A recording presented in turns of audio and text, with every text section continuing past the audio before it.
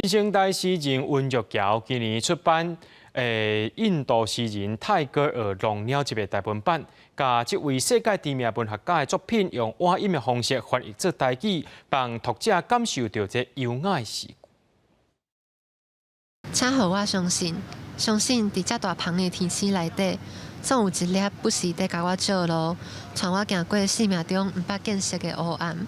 作者温玉桥所念的是印度诗人塔古鲁《龙鸟集》内底诗，因为本身介意写诗，伊用2冬的时间，甲《龙鸟集》翻译做台文版，让外界有全新体会。透过这样子的一个经典名著的翻译，其实可以让更多人去注意到，哦，原来台语是有办法这样呈现的。那我们有特别准备 podcast， 就是可以让大家可以只要听得懂台语的人都可以边看着字，然后边听这样子。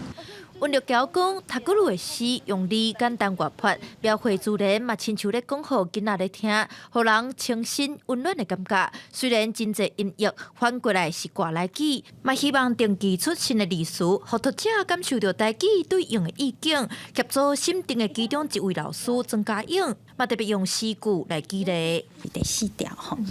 ，It is the tears of the earth that keep her smiles in bloom。那是一般的